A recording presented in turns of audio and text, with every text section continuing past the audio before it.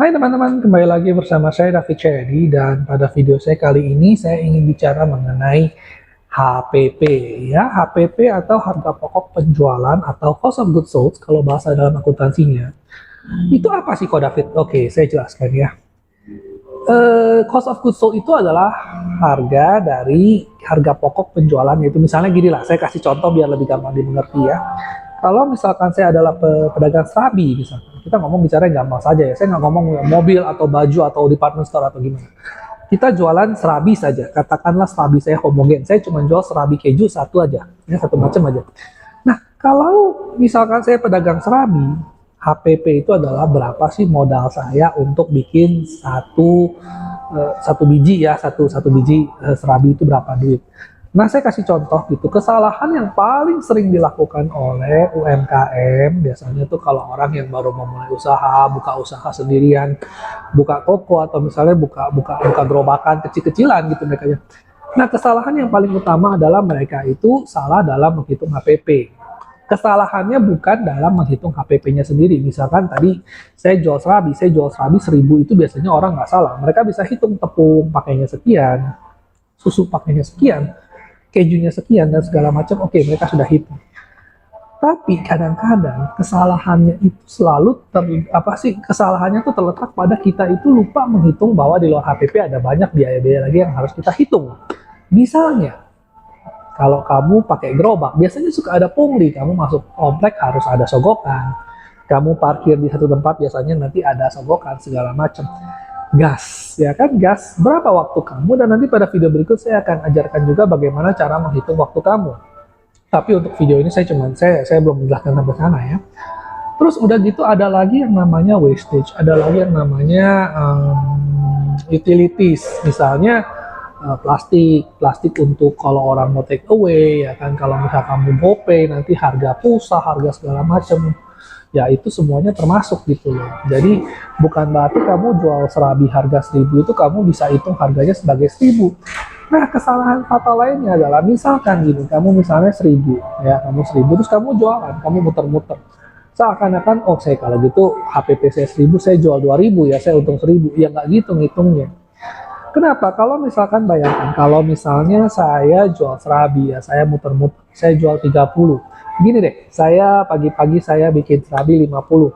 Saya muter-muter, saya cuma jual 30. Apakah itu berarti saya untung 30.000? Enggak, itu berarti saya hanya untung 10.000. Kenapa? Karena 20 serabi yang saya nggak kejual itu harganya 20.000. Modal saya 20.000. Kan nggak mungkin serabi itu bisa tahan lama sampai berhari-hari. Saya harus buang.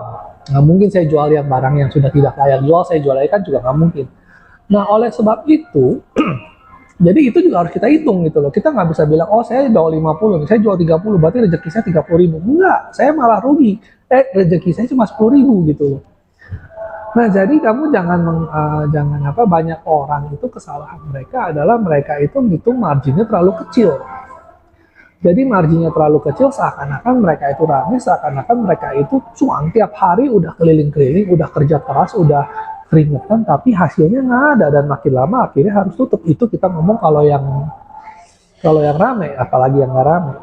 Nah, sakit hatinya apa? Kalau misalkan saya buka usaha nggak rame, sepi, ya sampai harus rugi dan tutup itu sih masih candy ya kan. Tapi kalau misalkan saya bikin usaha rame, makin jual, makin rugi dan ruginya itu nggak sekali loh.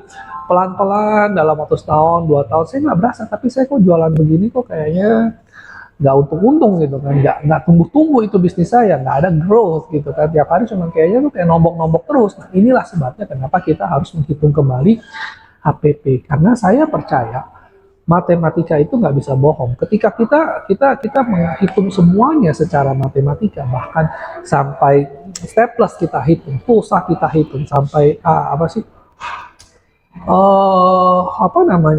depresiasi gerobak pun kita hitung, kita akan sadar gitu loh.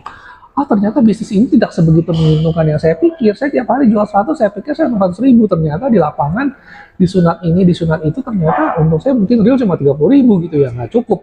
Lebih baik saya kerjakan hal yang lain. Nah, itu saja video saya kali ini, pendek saja mengenai HPP, harga pokok penjualan. Jadi kesimpulannya adalah dalam usaha kamu, kamu harus menghitung benar-benar apakah modal kamu tuh berapa. Saya nggak bilang HPP, kenapa? Karena HPP itu sangat sempit. Kayak tadi kita bilang jual serabi. Serabi ya serabi aja gitu loh. Serabi itu serabinya tok, nggak ada yang namanya gerobak, nggak ada yang namanya pungli, nggak ada yang namanya tenaga, nggak ada yang namanya asisten segala macam. Serabi tok. Jadi banyak kesalahan yang bukan kesalahan sebenarnya, banyak yang harusnya ditambahkan tapi tak ditambahkan. Karena sekali lagi menghitung secara accounting dan menghitung secara real itu adalah dua hal yang berbeda.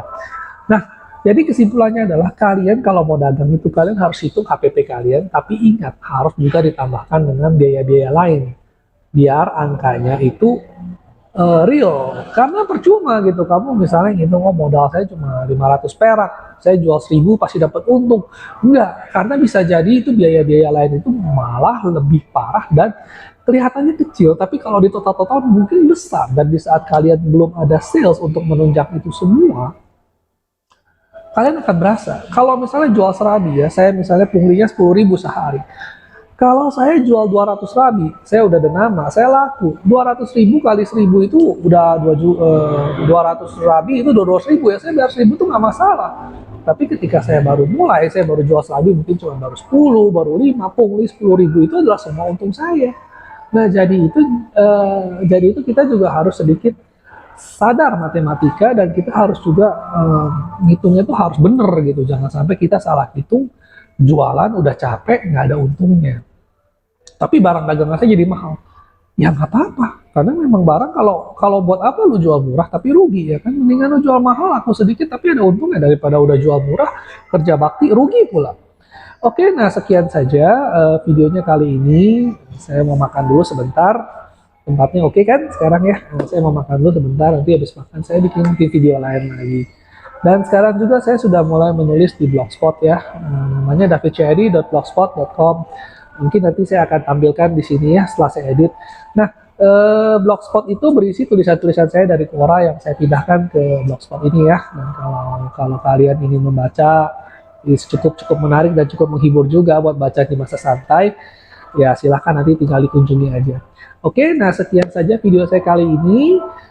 Semoga bermanfaat ya buat kalian-kalian yang mungkin kesulitan menerapkan HPP. Dan kalau ada pertanyaan, jangan ragu-ragu, kalian bisa cukup di kolom komentar aja ya. Saya belum terlalu ramai sampai nggak baca komen kok. Semua komen pasti saya baca dan saya balas. Dan kalau misalnya bisa saya lebih jelaskan secara lebih mendetail, akan saya jelaskan. Oke, nah sekian, terima kasih telah menonton. Kalau Anda suka, saya minta tolong di like dan subscribe, dan silahkan dibagikan ke teman-teman Anda sekalian. Oke, terima kasih.